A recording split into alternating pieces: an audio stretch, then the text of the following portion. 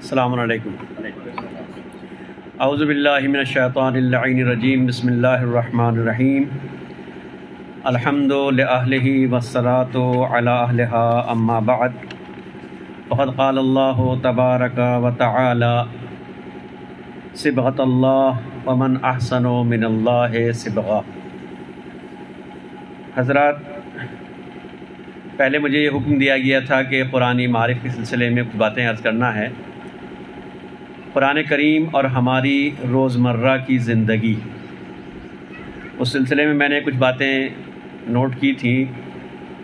इरादा था कि आप हज़रात की खिदमत में पेश की जाएंगी, मगर यहाँ बैठे बैठे बिल्कुल आखिर में मुझे ये हुक्म दिया गया कि जो तकरीरें हुई हैं उनका ख़ुलासा भी मुझे बयान करना है, और शायद वक्त में 10-15 मिनट से ज़्यादा की गुंजाइश अब बाकी नहीं रह गई है। मेरी समझ में नहीं आ रहा है कि मैं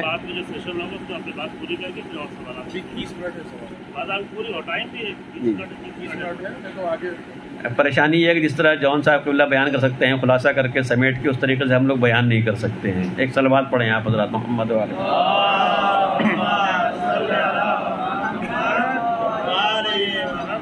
मैं शुरू करता हूँ इंशाअल्लाह, जहाँ तक मुमकिन हो सकेगा, जिस हद तक बहुत ही समेट कर अपनी बात को गुजारिश करना चाहता हूँ कि कुरान करीम की आय करीमा जिसकी तिलावत मैंने की है, सिबग़तल्लाह व मन अहसनु मिनल्लाहि सिबग़ा। इलाही रंग, अल्लाह का रंग। व मन अहसनु मिनल्लाहि सिबग़ा, और अल्लाह से बढ़कर अच्छा रंग किसका हो सकता है। अज़ीज़ान गिरामी, हर चीज़, हर मुल्क, हर कौम, हर पार्टी का एक रंग होता है। पहले ज़माने में शायद रंग से चीज़ें ना पहचानी जाती हों, मगर आज के दौर में बड़ी आसानी से पहचाना जा रहा है कि रंग की करामात क्या होती हैं। जैसा रंग है, जैसा गमछा है, जैसी टोपी है, उसी से तय हो जाता है कि ये कहाँ का आदमी है, इसकी ज़हनियत क्या है। तो कुरान कह रहा है कि अगर तुम रंगों से एक दूसरे को पहचानते हो तो सिबग़तल्लाह, इलाही रंग होना चाहिए। वमन अहसनु मिनल्लाहि सिबग़ा, और अल्लाह के रंग से अच्छा रंग किसका होगा। तो हर एक का रंग होता है, हर एक को एक भला लगता है। ज़रूरी नहीं कि हर एक की पसंद एक जैसी हो, चॉइस एक जैसी हो।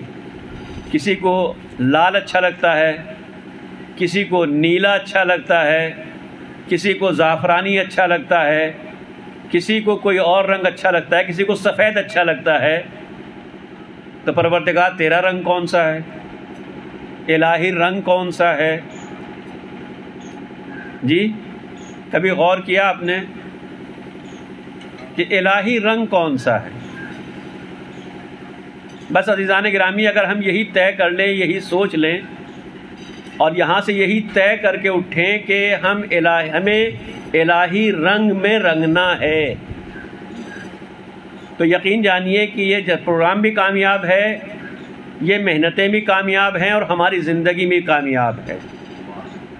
और अगर हम उस रंग में न रंग सके तो सारी मेहनत करने के बावजूद, जल से जुलूस करने के बावजूद, नारे लगाने के बावजूद, झंडे लहराने के बावजूद, सब कुछ करने के बावजूद भी हमें कामयाबी हासिल नहीं हो सकती है।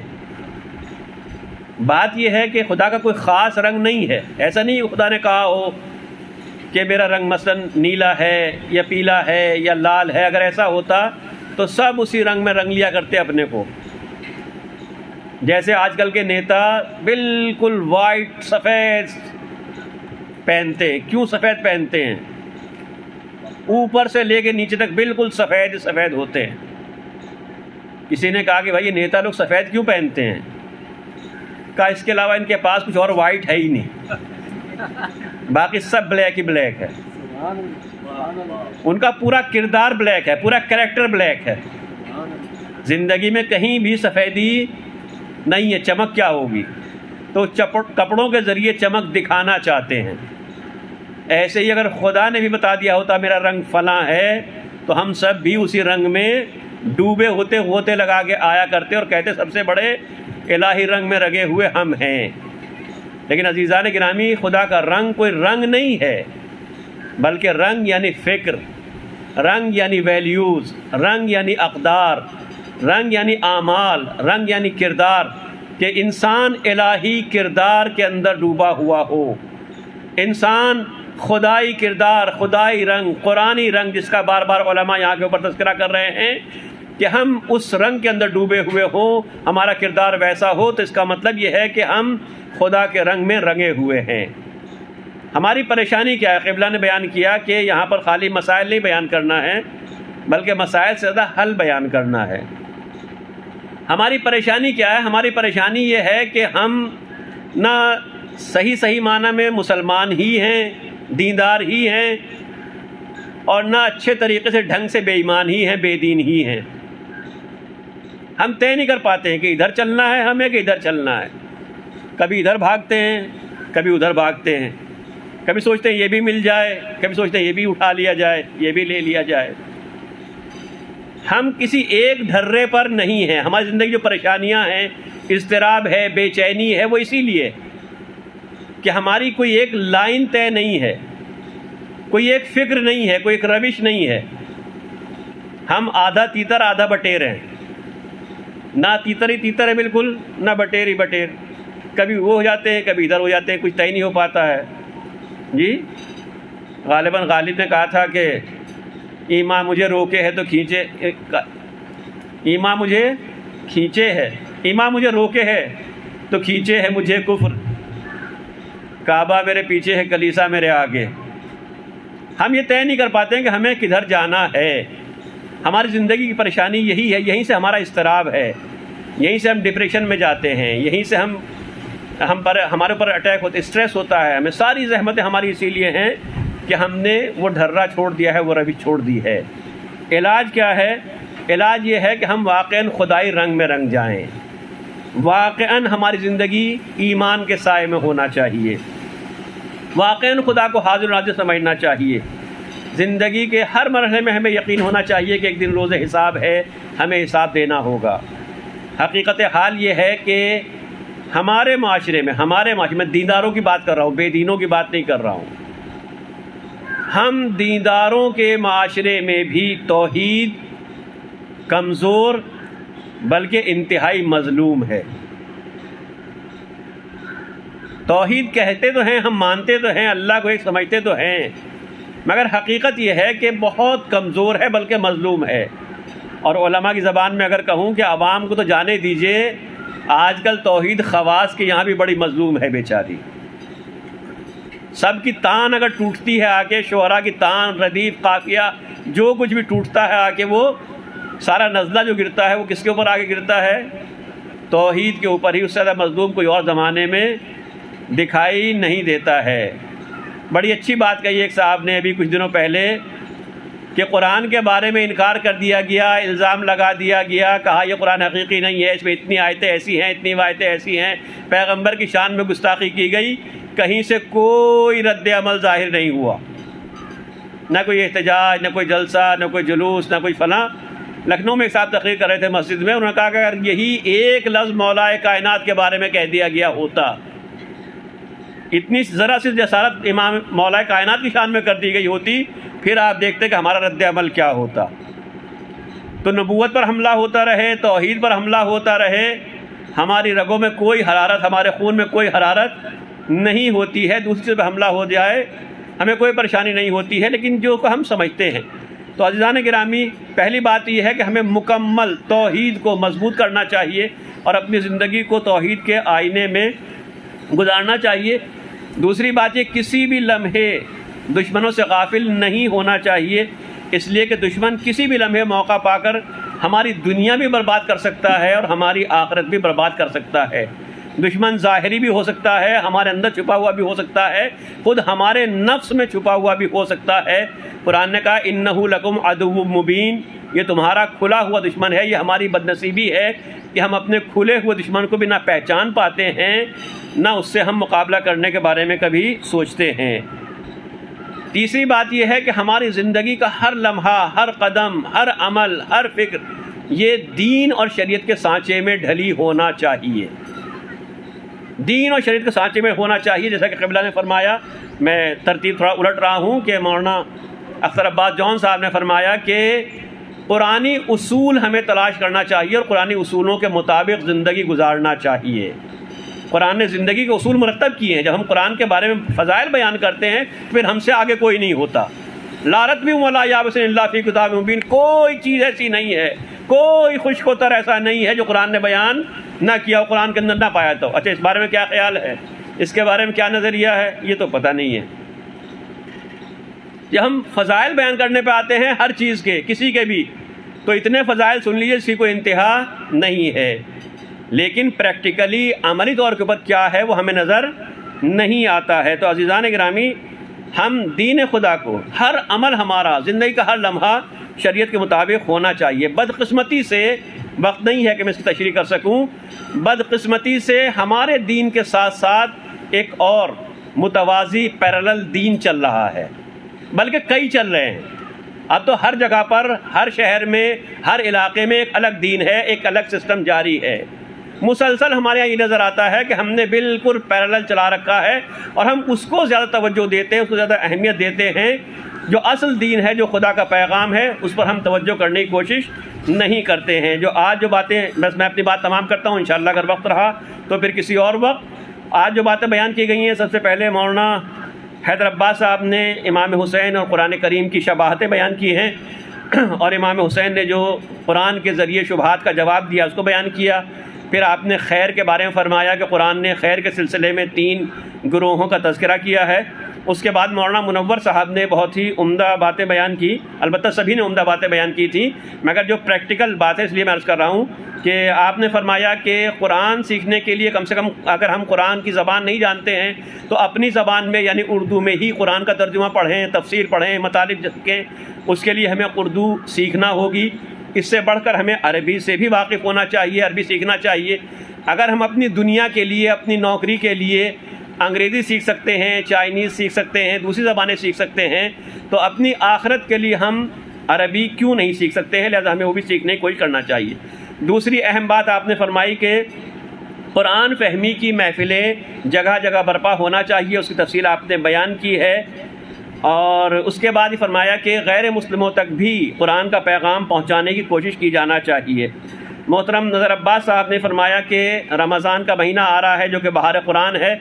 आपने यहाँ के माहौल से तशबीह देते हुए फरमाया कि जैसे यहाँ पर हर जगह बहार है, सब्ज़ा है और दिल लग रहा है, ज़िंदगी, नई ज़िंदगी दिखाई दे रही है, तरावत दिखाई दे रही है, इसी तरीके से माह रमज़ान में कुरान में भी तरावत होती है, शादाबी आती है, निस्बतन कुरान का एहतमाम होता है। मगर हमें सिर्फ कुरान पढ़ने तक महदूद नहीं रहना चाहिए, इसलिए कि फ़ल इबारत लिल अवाम वल इशारत लिल खवास, ये ताबीरात, ये अल्फाज, ये तो अवाम के वास्ते हैं, इशारे खवास के वास्ते हैं। हमें कोशिश करना चाहिए कि हम खवास की मंजिल तक पहुँचें, इसलिए कि हर जगह हम ये चाहते हैं कि हमारे साथ VIP ट्रीटमेंट हो। तो अगर हम हर जगह VIP बनना चाहते हैं तो कुरान की बारगाह में भी हमें VIP बनने की कोशिश करना चाहिए। और उसके लिए फरमाया आपने कि हमें मारिफत हासिल करना चाहिए, अपनी मारिफत। जितनी हमें अपनी मारिफत होगी, हम अपने को जितना महदूद, छोटा, मुख्तसर समझेंगे, हमारी मारिफत भी हर चीज़ के बारे में उतनी होगी। और जितनी हमारी मारिफत अपने बारे में ज़्यादा होगी, उतना ही हम कुरान और दूसरी चीज़ों के बारे में भी, दीन के बारे में मारिफत हमारी उतनी ही वसी होती चली जाएगी। आखिर में मौलाना अख्तर अब्बास जॉन साहब ने कुरान के बारे में जो सूरत हाल है उसका तज़किरा फरमाया। मेरे भी चंद ज़ाती ऐसे मुशाहिदात और बल्कि गुज़रे हुए तजर्बात हैं जिनको मैं शेयर करना चाहता था, लेकिन अब मौका नहीं रह गया है कि सूरत हाल क्या है कि सूरत हाल क्या है। खैर, अगर गुंजाइश रही तो सूरत हाल क्या है उसका तज़किरा आपने फरमाया। और उसके बाद फरमाया कि खाली बातें करने से कुछ नहीं होगा, बल्कि हमें देखना चाहिए, वही बात जो मुनव्वर अब्बास साहब ने फरमाई थी कि कुरानी सर्किल बनना चाहिए। और सिर्फ बात ही ना हो कि बनना चाहिए, हमें ये रिपोर्ट देना चाहिए, देखना चाहिए कितने बने हैं, कितनी हमने तैयारी की है, क्या हमने काम किया है। इस बात पर हमें तवज्जो करना चाहिए। और शायद इसी कारगाह से या अगली कारगाह से बहरहाल ये मुहासबा भी होगा कि साल भर में 6 महीने में कितने सर्किल हमारे एक्टिव हुए हैं, कितने शहरों के अंदर, कितने मोहल्लों के अंदर, कितने इलाक़ों के अंदर कुरानी सर्किल, कुरानी स्टडी सर्किल जो है उन्होंने अपनी फ़आलियत शुरू की है, एक्टिविटी शुरू की है। इंशाअल्लाह कि ये तादाद उम्मीद अफजा होगी और रोज़ बरोज़ उसके अंदर इजाफ़ा होता चला जाएगा। और बहुत सारी बातें क़ब्ल फरमाई थी, मैं उनको छोड़ रहा हूँ। फिर आपने चंद नमूने के तौर के ऊपर वो जगह पे बयान फरमाई कि जहाँ पर कुरान के सिलसिले में काम हो रहा है, नहजुल बलागा के सिलसिले में चिन्नई का आपने तज़किरा किया कि नौजवान आते हैं, बैठते हैं और इस तरीके से काम करते हैं। और आपने फरमाया कि कुरानी उसूल कुरान से हासिल किए जाएँ और उसकी रोशनी में ज़िंदगी गुजारी जाए। अज़ीज़ान गिरामी, यकीन रखिए कि अगर इंसान खुदा की राह में, कुरान की राह में कदम बढ़ाता है तो यकीनन खुदा मायूस नहीं करता है, परवरदिगार मायूस नहीं करता है। हम सिर्फ आधा तज़किरा सुनते हैं कि अगर अहले बैत की बारगाह में जाया जाए तो वो मायूस नहीं करते हैं। हकीकत ये है कि जैसे अहले बैत मायूस नहीं करते हैं, इसी तरीक़े से कुरान करीम भी कभी किसी को मायूस नहीं करता है। ख़ुद मौलाए कायनात का इरशाद गिरामी है कि जो भी कुरान के पास जाता है, वो जब कुरान के पास से उठता है तो हिदायत में इजाफ़ा लेकर ही वहाँ से उठता है। कुरान किसी को महरूम नहीं करता है। ये बात कि हमारे पास वक्त नहीं है, हमारे अंदर सलाहियत नहीं है, हम ये नहीं कर सकते हैं, ऐसा नहीं हो सकता है, ये जहाँ तक तजर्बे की बात है और लोगों ने दिखाया है अमल करके, उनकी ज़िंदगी से ये महसूस होता है कि सिर्फ बहाने हैं, इसके अलावा कुछ और नहीं है। मैं दो वाक़े आपके सामने बयान करना चाहता हूँ। अभी आपने 2-4 दिन पहले ख़बर सुनी होगी, इंतहाई अफसोसनाक, कि आलम इस्लाम की एक अज़ीम शान शख्सियत आयतुल्लाह रैशहरी का इंतकाल हुआ है। लोग आमतौर से आयतुल्लाह रैशहरी को उनकी हदीस की खिदमात की वजह से जानते हैं। मीज़ानुल हिकमत का नाम सबने सुना होगा। मीज़ानुल हिकमत जैसी किताब और ना मालूम कितनी किताबें, उन्होंने दारुल हदीस कायम किया, हदीस यूनिवर्सिटी कायम की। आमतौर से उनको हदीस की वजह से ही या अहादीस की वजह से ही जाना जाता है। मगर ये बात शायद कम लोगों को मालूम होगी कि आयतुल्लाह रैशहरी हाफिज़े कुल्ले कुरान भी थे। और मुझे बयान करने की कोई ज़रूरत नहीं थी, इसलिए कि ना मालूम कितने उलमा हैं हमारे, कितने फ़ुक़हा हैं जो कि हाफिज़ कुरान हैं। बात यह कि उन्होंने किस तरीक़े से कुरान हिफ्ज़ किया, किस ज़माने में कुरान हिफ्ज़ किया, वो ख़ुद बयान कर रहे। फरमाया उन्होंने कि जब हम पढ़ा करते तालिब इल्म थे, वो आयतुल्लाह मिश्किनी के शागिर्द थे। कि जब आयतुल्लाह मिश्किनी के दर्स में जाया करते थे, वो भी आयतुल्लाह उज़्मा थे, आयतुल्लाह थे, इमाम जुमा थे, रईस मजलिस खुबरगान थे, इंतहाई अजीम शख्सियत, मगर ज़िंदगी इंतहाई सादा। हमने अपनी आंखों से देखा है, इंतहाई सादा ज़िंदगी। वो फरमाते हैं कि एक दिन हम लोग दर्स में बैठे हुए थे, आयतुल्लाह मिश्किनी ने फरमाया कि जो तालिब इल्म कुरान हिफ्ज़ करेगा मैं उसे 5000 तुमान इनाम दूँगा। 5000 तो उस ज़माने में, बहरहाल आप मान लीजिए 5000 रुपये मान लीजिए। बहरहाल उन्होंने कहा मैं अगर कोई हिफ्ज़ करता है कुरान तो मैं 5000 तुमान दूँगा। आगा रैशहरी कहते हैं कि हमने ऐलान सुना, हमने कहा 5000 कम है, अगर आप 10,000 दीजिए तो मैं तैयार हूँ हिफ्ज़ करने को। 5000 कम है, 10,000 दीजिए, हम हिफ्ज़ कर लेंगे। आप गालिबन आसान हो गई।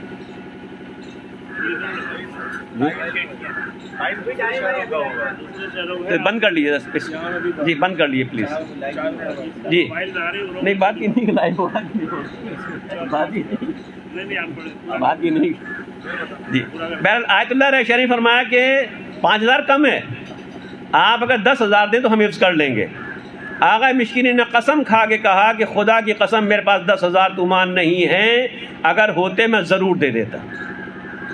एक शख्स जो कि आयतुल्लाह है, हमारे तो न मालूम आयतुल्लाह के बारे में पता नहीं कैसी कैसी बातें उड़ा करती हैं और हम मान भी लिया करते हैं, लेकिन जो वाक़ई खुदा रसीदा अफराद हैं वो कहते हैं कि खुदा की कसम नहीं है 10,000 तुमान, अगर होते मैं कुरान के नाम पे दे देता। उन्होंने कहा हम नहीं करेंगे। 5000 मिल रहे थे, उन्होंने कहा नहीं करेंगे। उसके बाद बात आगे बढ़ती रही, ज़माना आगे बढ़ता रहा, यहाँ तक कि वो दौर आया कि आगा रैशहरी, आयतुल्लाह रैशहरी वज़ीर बन गए। हुकूमत में ओहदों पर ओहदे उनको मिलना शुरू हो गए, वज़ीर बन गए। मिनिस्ट्री उनकी फरमाइश से, उनकी सिफारिश से नई मिनिस्ट्री कायम हुई और उसकी बागडोर आगा रैशहरी को ही सुपुर्द की गई। उनके जो काम चल रहा हो उसे चलाना आसान होता है, नया डिपार्टमेंट कायम करना और उसे चलाना मुश्किल काम होता है। नई मिनिस्ट्री इंतहाई हसास मिनिस्ट्री उनके ज़िम्मे की गई और वो भी इंतहाई ख़तरनाक दौर में, जंग के ज़माने में। बहरहाल वो कहते हैं कि हमने मिनिस्ट्री काम शुरू कर दिया, वज़ीर बन गए। जब वज़ीर बन गए तो हमें ख़याल आया कि एक ज़माना था हमारे पास पैसे नहीं थे और हम पैसे के लिए कुरान याद करना चाह रहे थे कि अगर 10,000 मिलते तो हम कुरान हिफ्ज़ कर लेते। आज अल्लाह ने हम पर पैसे हमको दे दिए हैं, आज अल्लाह ने मुश्किलें हमारी आसान कर दी हैं। कल हम पैसे के लिए याद करना चाह रहे थे, अब जब अल्लाह ने नेमतें दे दी तो हमें खुदा के लिए याद करना चाहिए, हमें खुदा के लिए याद करना चाहिए। और उन्होंने उसी दौरान, मिनिस्ट्री के दौरान, वजारत पर रहते हुए, वजीर रहते हुए कुरान हिफ्ज़ किया। कहाँ से वक्त लाते थे, कैसे हिफ्ज़ करते थे? मगर बात यह है कि मन कान लिल्लाह कान अल्लाहु लह। हम अगर तय करेंगे तो हम भी वक्त निकाल लेंगे। एक वाक़या। दूसरा वाक़या, क़िबला ने 2 मुफस्सिरीन का नाम लिया, आयतुल्लाह मोहम्मद हुसैन तबातबाई और आयतुल्लाह जवादी आमोली हफ़िज़हुल्लाह। यकीनन अज़ीम शख्सियतें हैं, मगर ये वो अज़ीम उलमा हैं, अज़ीम मुफस्सिरीन हैं कि जिनकी तफसीरें समझना कम से कम मुझ जैसे तालिब इल्म के बस की बात नहीं है। मैं एक ऐसे मुफस्सिर की बात बयान करता हूँ जिसको समझना हर एक के लिए बहुत आसान है। वो है उस्ताद क़राती, जो 40 साल से मुसलसल दर्स कुरान दे रहे हैं। टीवी के ऊपर उनका प्रोग्राम आता है, 40 साल से लगातार आ रहा है बग़ैर नागा के। और आपको ताज्जुब होगा कि उस टीवी के ऊपर टीआरपी के एतबार से सबसे टॉप टीआरपी उसी प्रोग्राम की होती है। 40 साल तक कोई प्रोग्राम अपनी टीआरपी बरकरार रखे, सोचिए कि वो किस अंदाज से दर्स कुरान देते होंगे, तफसीर कुरान बयान करते होंगे। बहरहाल वो बीमार हो गए, बीमार होने के बाद एडमिट हो गए, आईसीयू में चले गए, और यहाँ तक कि ये खबर भी नशर हो गई कि उनका इंतकाल हो गया। हम लोगों ने फातिहा पढ़ लिया, अफसोस हुआ, ये हुआ, वो हुआ, फलां हुआ। बाद में मालूम हुआ कि नहीं, खबर गलत थी। उस्ताद जो है बाहयात हैं और इलाज का सिलसिला जारी है। आप लोग दुआ करें अल्हम्दुलिल्लाह कि उसके बाद वो ठीक होकर बाहर तशरीफ़ लाए। सोचिए, जो आदमी आईसीयू में रहा हो और जिसके बारे में खबर हो गई हो कि वो इंतकाल कर चुके हैं, उसकी कैफियत क्या हुई, कब तक बीमार हैं, कैसे रहेंगे वो? बाहर निकले फिर शुरू, बाहर निकले फिर कुरान शुरू, फिर दर्स कुरान शुरू। और यहाँ हम लोगों को हिंदुस्तान में इत्तला मिली कि वो हिंदुस्तान तशरीफ़ ला रहे हैं। मुझे लखनऊ के प्रोग्राम की जिम्मेदारी दी गई थी कि लखनऊ में जो उनका प्रोग्राम होगा वो आपके ज़िम्मे है।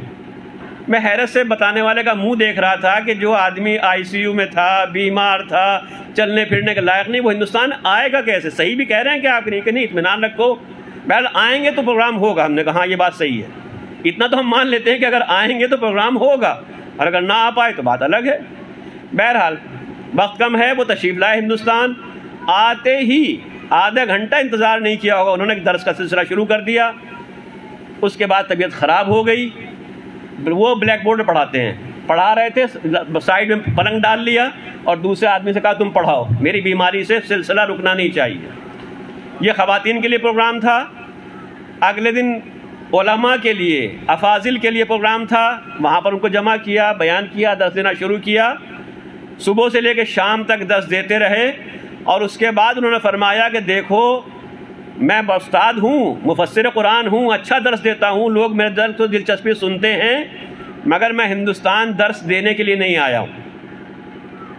मैं यहाँ पर दर्स देने के लिए नहीं आया हूँ। 1-2 घंटे में दर्स दे के क्या होगा? लाखों रुपए खर्च करके टिकट लेके अपने साथी को लेके यहाँ तक आया जाए, 1-2 घंटे दर्स का सिलसिला रहे, क्या फ़ायदा होगा इससे? मैं दर्स देने के लिए नहीं आया हूँ, मैं इसलिए आया हूँ कि हिंदुस्तान के अंदर दर्स तफसीर का सिलसिला शुरू हो। सोचिए कितनी दिलचस्पी है कुरान से, कितनी अज़मत है कुरान की, कि जो एक आदमी आईसीयू में है, जिसके मौत की खबर उड़ चुकी है, इतना बीमार हो चुका है, जो यहाँ भी इस काबिल नहीं कि खड़ा हो सके ठीक से। कहते हैं मैं सिर्फ इसलिए आया हूँ कि हिंदुस्तान में दर्स तफसीर का सिलसिला शुरू हो। और उनका कोई ज़रूरी नहीं है कि बहुत बड़ा आलिम हो वो दर्स तफसीर कहे, बल्कि एक घर में चंद नौजवान इकट्ठे हो जाएं, एक नौजवान जो निस्बतन पढ़ा लिखा हो वो तफसीर का मुतालिया करे, वो बकिया लोगों के सामने चंद तफसीरी नुकात बयान कर दे, इतना ही काफ़ी है। अगर 1000 दर्स भी 100 भी ऐसे हो गए तो मैं समझूंगा कि मेरा सफ़र कामयाब रहा। ये हैं कुरान के बारे में दिलचस्पी रखने वाले, और ऐसे ही लोगों को, ऐसी ही नीयतों को, ऐसे ही अमल को वाक़अन बका हासिल होती है, दवाम हासिल होता है, परवरदिगार कबूल करता है। इसमें कोई खुद परवरदिगार आलम उनको सेहत और सलामती अता करे, तूल उम्र अता फरमाए और इसी तरीके से वो तफसीर कुरान बयान करते रहे। ये है अज़मत कुरान से, ये कुरान से वाबस्तगी की एक दलील है, छोटा सा नमूना है। आखिरी बात क्या तमाम कर दूं कि आपने एक और नाम सुना होगा कि 5 साला बच्चा था जो कुरान करीम से हर बात का जवाब दिया करता था। क्या नाम था? ज़ोर से बोलिए ज़रा, नहीं सुना? मोहम्मद हुसैन तबातबाई। अब माशाल्लाह जवान हो गए हैं, अब भी लोग उन्हें 5 साल का ही कहते हैं। जी जी हाँ, जब वो 5 साल के थे तो उनका कमाल ये था कि हाफिज़ नहीं थे, हाफिज़ की बात नहीं है, हाफिज़ तो बहुत से हो जाते हैं। कमाल ये था कि 5 साल की उम्र में बच्चे से कोई सवाल किया जाए, किसी चीज़ के बारे में सवाल किया जाए, वो हर चीज़ का जवाब कुरान से दिया करते थे। हम लोगों ने भी अल्लामा जवादी के साथ हम लोग गए थे उनसे मुलाकात करने के लिए, एक से एक टेढ़े मेढ़े सवाल तलाश किए कि जो कुरान में गोया दूर दूर तक ना मिल सकें, ताकि उनको आजमाया जाए, उनका इम्तिहान लिया जाए। मगर अल्हम्दुलिल्लाह कि कहीं भी वो नहीं अटके और हर चीज़ का जवाब उन्होंने सवाल कुरान से दिया। सवाल यह है कि 5 साला बच्चा हाफिज़ कुरान ऐसा किस तरीके से बन गया कि वो हर बात का जवाब कुरान से देने लगा। अभी क़िबला फरमा रहे थे कि बहार ऐसे नहीं आ जाती है, क़िबला फरमा रहे थे कि बहार ऐसे नहीं आ जाती है। महीनों पहले बारिश होती है, बादल उठते हैं, समंदर से पानी जाता है, बरसता है, ज़मीन के तक पहुंचता है, जज्ब होता है, फिर ज़मीन अपना काम करती है, होते होते होते महीनों के बाद जाके उसका नतीजा सामने आता है। अगर ये मिसाल आपके जहन में है और बिल्कुल परफेक्ट है तो मैं अर्ज़ करूं कि ये मोहम्मद हुसैन तबातबाई अचानक मोहम्मद हुसैन तबातबाई नहीं बन गए। सबसे पहले क़ुम में सबसे पहले हिफ्ज़ कुरान का सिलसिला शुरू हुआ, वो उनके वालिद मोहम्मद मेहदी नाम है उनका, जामिअतुल कुरान वो इस वक्त चला रहे हैं। उनकी एक्टिविटीज़ का मरकज़ सिर्फ़ और सिर्फ कुरान है। सबसे पहले क़ुम में उन्होंने हिफ्ज़ का सिलसिला शुरू किया और इस बदनसीब को, नालायक को ये सआदत हासिल थी है कि उस सबसे पहले प्रोग्राम में ये नाचीज़ भी शामिल था। कुछ दिन रहा, बेतौफीकी शामिल, फिर बदनसीबी हिस्सा बन गई कि हिंदुस्तान चले आए। बहरहाल जब हम उनके दर्स में जाया करते थे, उनके पास बैठे करते थे, तो वो हम लोगों से कहा करते थे, फरमाया करते थे कि अगर तुम लोग मेहनत करो तो कुरान से गुफ्तगू कर सकते हो। फिर फरमाते हैं कि अगर मैं 6 महीने मेहनत करूं तो कुरान से गुफ्तगू कर सकता हूं, कोई मुश्किल काम नहीं है, 6 महीने मेहनत करने की ज़रूरत है। उनका आलम क्या था? वो खुद हाफिज़ कुरान थे, उनकी अहलिया हाफिज़ कुरान थी, उनके घर का हर बच्चा हाफिज़ कुरान था। जब माहौल ऐसा होता है कि माँ बाप हाफिज़ कुरान होते हैं, तब कहीं जाके मोहम्मद हुसैन पैदा होता है, तब कहीं जाके मोहम्मद हुसैन सामने आता है। जैसे क़िबला ने फरमाया कि बारिश बहुत पहले होती है, बहार बहुत बाद में आती है। तो हम भी अगर शादियां करें, हम भी अगर ताल्लुकात कायम करें, हम भी अगर अपनी दोस्ती करें, हम भी अगर अपने रिश्ते उस्तवार करें, तो ऐसी जगहों से रिश्ते उस्तवार करें जहां हमारी दीनदारी में इजाफ़ा हो, कुरान से वाबस्तगी में इजाफ़ा हो। उस वक्त मोहम्मद हुसैन पैदा नहीं हुए थे, मगर बाप भी हाफिज़ कुरान, वालिद भी हाफिज़ कुरान थे, वालदा भी हाफिज़ कुरान थी, दोनों आलिम दीन थे। घर का माहौल ये था। और ईरान टीवी बहुत से ऐसे घर दिखाता है, उसकी टीवी पे ला के पेश करता है कि जहाँ पूरा पूरा घराना अजीब अजीब अंदाज से हिफ्ज़ कुरान पेश किया जाता है वहाँ के ऊपर।